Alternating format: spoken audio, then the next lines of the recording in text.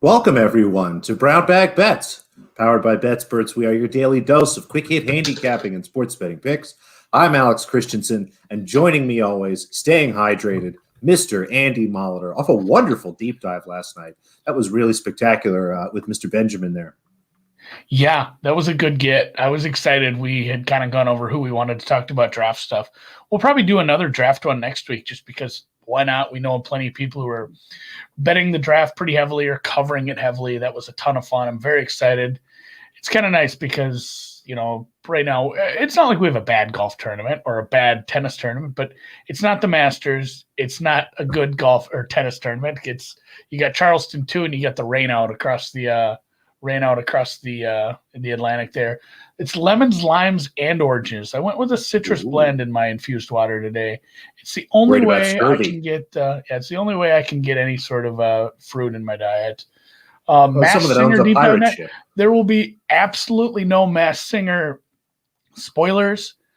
Frank Brank got me watching the Masked Singer. I'm not sure I like it yet, but I watch it with my wife and my daughter on Thursdays, because I record the deep dive on Wednesday night, so I missed the wild card and all that. And it's the dumbest fucking show, honestly. But I can see how it can be addicting. Hopefully, I'm glad I didn't announce this. Abnormal distribution here made me remember that I put some small bets on Horsefield and Horsey over in the Austrian Open. Put another shrimp on the Barbie. Glad I didn't announce those because those guys are like a combined 6 over. Not going good in my Euro Tour DGen betting over there. I should do some matchups, honestly. That's probably where the money is. Just fade Uncle Juiced. Do they have the same offering for those Euro Tours? Is it the same kind of full menu, or is it a little more limited? Oh, it's quite a bit more limited as far as props and stuff, but there is usually a decent menu of head-to-heads, and of course, same kind of outright prices that you can get. So, there's plenty of places that offer outrights and head-to-heads on the Euro Tour. So I don't get too deep into that. Usually, just some DGen head-to-heads, but I need to start getting more numbers on that. It's Thursday. I'm going to have some draft props. After we had our conversation last night, I sat down and kind of shopped. I will kind of let you know what I ended up on. There's going to be more. I'm going to have plenty more of these. And we complained about some of the offerings last night. Drew complained on Twitter. There will be more as we get closer. So as we get closer to the draft, there will be more and more of these that pop up. But we'll just you didn't NBA last night. One of them, the under's the one I bet. Which right, we had 1-1 on the unders, and then there was a late ad. If you follow me on the app, we added the Knicks late +3. They went outright, which is nice, but 1-1 on the total, so not too bad. One went very smoothly, and the other one, Golden State almost put up 150 points. So that wasn't part of my projection, if you will. Yeah, I was going to say the one did not even touch 200. The under was clearly there. The other one, I don't know. I blame it more on Oklahoma City than the Warriors. Oklahoma City just played like shit. And Drew brought that up the other day. He was talking NBA with me off the air. He said, sometimes there's this, when you have a bad team like that and they go balls to the walls one game, it's like they're so bad the next game. And that was like the Thunder. The Thunder were just, they gave up 147 to that team. And yes, Steph is hot as shit right now, but I guess we didn't expect a $147 out of them. No, we could have handled a pretty good number by them, but not 147. So yeah, we'll try better. But unfortunately, I don't have anything today. We'll take a look at the slate pretty quickly. There is only 4 games tonight. In the compressed NBA schedule. This is Thursday night. They try to make it a big TV night, so just about everybody gets off tonight except for 8 teams. Milwaukee's playing Atlanta. That opened at a few books late last night. Saw some 6s, even some 6s this morning when I woke up. That's all the way to 4. Atlanta's taken a bunch of money this morning. That would lend me to believe that maybe people think Trae Young is in, or they know Giannis Antetokounmpo is going to be out. Milwaukee's on a back-to-back here. If Trae Young's out and Giannis is out, I actually don't mind laying the points with Milwaukee here. They've been good as a short dog without Giannis. And without Trae Young, they're still missing John Collins in Atlanta as well. I just think that they're outgunned in that position. So I will post that on BetSperts if I get some more information on that. Golden State and Cleveland. Cleveland's taken some money this morning. This was 9.5. It's down to 7.5. There probably are still some 8s up there. Lean Cleveland here. They've been very good at home, but Colin Sexton looks like he is questionable. No Colin Sexton, no Cavaliers bet for me. Boston's laying 6 in Atlanta. Really thought hard and long about taking Boston here. And from a talent perspective, they have much more talent than the Lakers do overall. But the things that Boston struggle with, giving up free throws, offensive rebounding, are things that the Lakers have done very well, even without LeBron James, without Anthony Davis, even with a lesser roster. They still get to the basket. They draw a lot of fouls and get free throws, and they attack the basket. And the defense has still been solid. So as much as I was staring at Boston trying to figure out why that number was only 6, and it's hung right around 6. It looks like there's some 6.5. So maybe somebody else agreed with me and jumped on Boston, but that was a close pass. And then the nightcap, Phoenix laying a big number, 12.5, hosting Sacramento. Phoenix has been great at home. They've been great laying big numbers, but I'm not laying 13 points.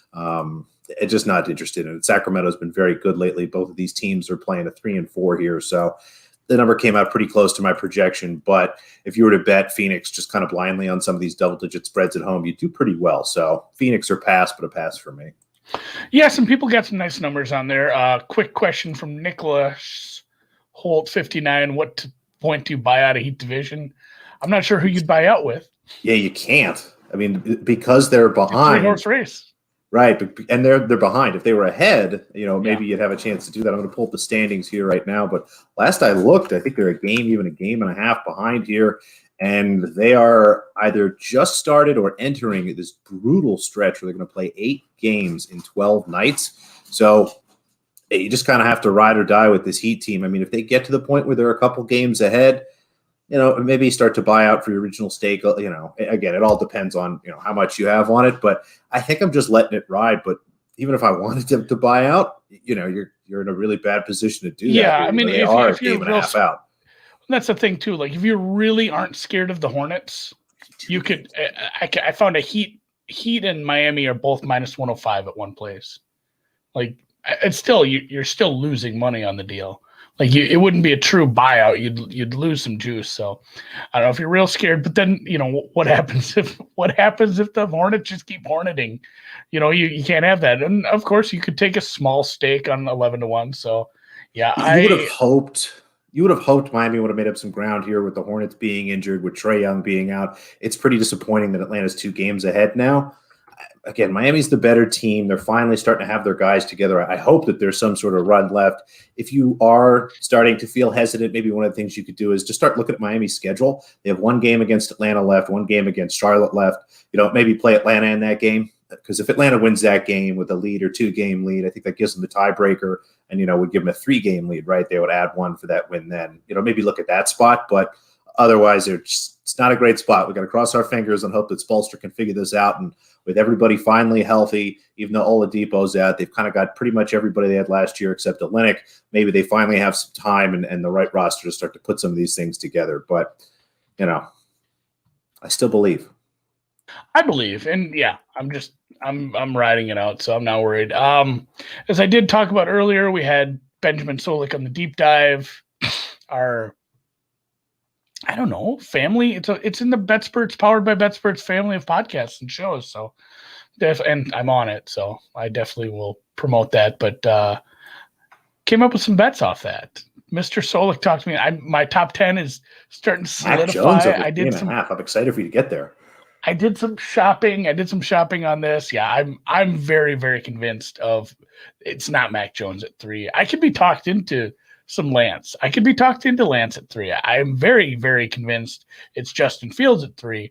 I am very, very against Mac Jones. But anyway, Chase under 6.5. This is one.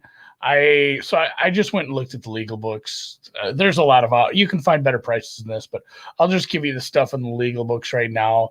You can find Jamar Chase right around -120 for under 6, which I feel like is probably a free roll, but the 6.5, I'm fine paying a little extra juice on this.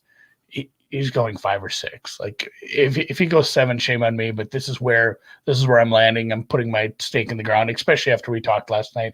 He's -7, 900 to be the first wide receiver. He will be the first wide receiver. There's numerous teams that are going to go receiver. 4, 5, 6 is a mess. We talked about that for 20 minutes last night. 4, 5, 6 is going to be a mess. There's a possibility of a trade there. but somebody is taking chase in that spot. So I have him there. JC Horn. You know whose kid this is? Did you get to that far yet? Is this Joe Horn's kid? It's Joe Horn's kid pulling the cell phone out. That's exactly what I was going to say. I was going to check pat him down for cell phones. Oh my God, yeah. And Solik did convince me of this, that there was probably a decent case to be made for this to actually be the top CB off the board. I'll get to that. The Cowboys are really, really tied to Patrick Surtain right now, but there's a decent chance that Horn could go to the Cowboys. He's kind of a fit there. He's a flashy player. He's like his father, so he's exciting. And Doesn't Patrick Surtain play hockey? Patrick Surtain Jr. the second, no.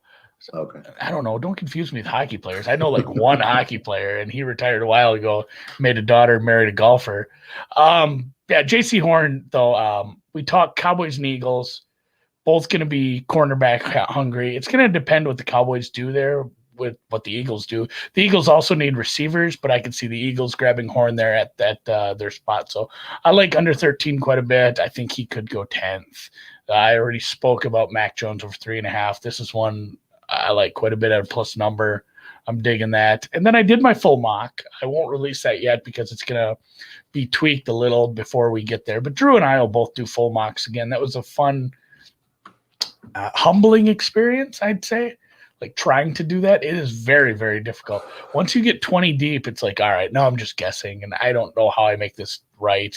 And you realize, like, you were right on some of this stuff. You were probably right, but once you get 20 deep, like somebody makes a weird pick, and the Cowboys went with Lamb instead of a defender last year, and it's like, all right, that screwed up the defender market and the wide receiver market. Now everything, all bets are off. So I could not get so many fewer things than ripple effects as things happen. I could not get fewer than 18. A lot of the iterations I was doing were 19, so I'm fine paying the juice here. You can find an 18 at minus 130 if you're juice averse, but I'm not. I'm fine playing this. And you know what? There's a whole second sheet of these. Horn first quarterback. There we go. I even played this a little because I do think it's closer to probably, it should be, if you want to go vig free, minus 150, plus 150 for Horn to go over Surtain. Now that I'm like, it got me reading last night. When we talked to Mr. Solak, he gave us some people to follow and who not to follow. I won't shit on anybody publicly, but he kind of said, these guys are good, these guys aren't. And I did some reading, did some research last night, couldn't fall asleep, excited for the draft, went with that. Horn first quarterback, Phillips first D lineman. This one, I'm trying to figure out exactly what the market was. There was a couple different people here. So I think he was third favorite or second favorite at most places. Yeah. Quiddy Pay and I think it was kind of the same at both places. This is the thing too. I did a lot of shopping at FanDuel and DraftKings, and there were some definite differences there. So take a look at that. Yeah, you can find plus 200 actually at DraftKings. So this isn't in the best of number. I guess I didn't do a great job of shopping. So plus 200 on this Phillips first D lineman. I like him quite a bit. This is there's a decent price in him to be the first defender, even if somebody really wants somebody like this. So I think it was 7-8 to 1 to be first defender. That's putting him ahead of all the corners. That's putting him ahead of the linebacker. That's a little tough. I'm not sure if I'm super excited about that, but first D lineman plus 175 plus 200 I'm on. And then Sean Slater. This was a year ago we were talking Penny Sewell, number one pick, and now there's a lot of talk, and some people we talked to behind the scenes, and it's even come out publicly now. There's a bunch of teams that have Slater ahead of Sewell. I'm going to take plus 320 here. You can get 320 at FanDuel. That was the best price I found on that. So first O lineman to come off the board, just a bit of a tickler if Sewell kind of trickles down. And somebody like Slater, he's a road grader, man. He's great. I enjoyed watching. I watched a little bit of Big Ten football this year. I'm from up here. And then this last one kind of goes hand in hand with the MAC one. There's weird pricing on this too. I don't see a situation where the 49ers would trade again. That doesn't make a ton of, I guess anything can happen, but there's books that say, Fields plus 150 to be the third pick, and then they have plus 175 to go to the Niners. So I'm gonna go with this because it's a better price. I don't think the chance of trading out and moving fields is super high, I guess, at all, or even it's non-zero, but it's still very, very close to zero. So Fields is drafted by the Niners is how this pick is written, plus 175. Well, maybe they hired Kevin Costner, and this is a draft day situation. They're moving up to move back later and get everything they want, and even that special teams guy. So we got to remember that. That's always possible. You should take a special teams guy. So that's it. I will be, like I said, deep dive next week. We'll do more draft stuff. I'll have more draft props. I'll probably post these all in a blog later on so I can have them all in kind of one place and let you know when I add to them. And eventually I'll have my mock draft out. I'll get that mock up and we can mock it as it's so hard. I did. And Drew and I both did pretty decent. Like we had to kind of go look at other like professionals and be like, oh, like ours wasn't that bad. It's impossible once you get down the board. We did one for the NBA last year, Spread and I and our buddy Big Three, and we nailed the first 4 picks. Like we had Patrick Williams at number 4. There was very few people that had that, and then the rest of it was a disaster. And all we tried to do was the lottery, which is the first 14 picks. Yeah. And again, in the NBA, there's much less players. There's even less trades, I would think. I mean, on draft night, especially this past year, but you just look at it, and we nailed the first 4 picks, and then the rest of it's just, once one thing goes wrong, everything just goes nuts. You get 1-2 trades there in the middle. It's all just out of whack. So it is fun. It's fun to do, but like you said, if you're trying to do it and really worry about getting all the picks right, maybe it's not for you. Yeah, and I mean, there's places that grade these mock drafts that all the professionals do, and I mean the rates that they're hitting, it's not like crazy high. They're not hitting these at super high rates. So don't feel like these guys are getting all this stuff right. I will say I didn't bring it up just because I didn't have it bookmarked with the other ones. I'm going to add that one to it now, but I did find a bunch of props at WinBet. I'm right there right now. So you can make bets at WinBet on the draft, and you can do it with $500 risk-free bet. Thank you to our sponsor, WinBet. Good ones there. You can. It has a lot of the positional ones. It has a number of defensive players.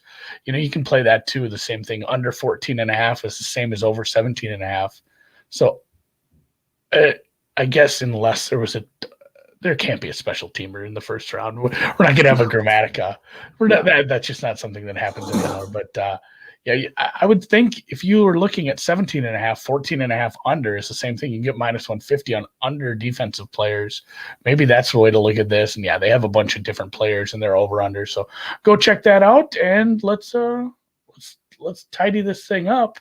I don't think there's that many picks in the first round, Andy. 32? Yeah, but if it's 17.5, defensive lineman under 17.5 would be much better than going offensive over 17.5, right? No, 14 and a half. Would be 16. Oh, sorry. Okay, there you go. Okay, that makes more sense. Sorry, I thought you said 17. They did have to. No, I had to think they did add up to 32. So, all right, let's tie a bow on this with some tennis. Indeed, we're back in Charleston. Just a handful of matches today. No totals. Our total yesterday was actually a lot closer than the score looked. Tomljanovic had a bunch of chances doing that second set and just couldn't put it away. If you go back and pull up the point by point, it's pretty frustrating. But we move onward, we move upward, and I've got a short dog today. Astra Sharma is playing the American Madison Bringle. I'm not sure why Sharma is the dog here. I have her as a small favorite. I would have her probably minus 125, maybe minus 120, somewhere in that range. So happy to take her at plus 110, plus 105 is okay, plus 100, maybe at a little smaller number, but a lot of value on her. I think that she's had a couple losses in the last weeks, but losses that I'm not really concerned about.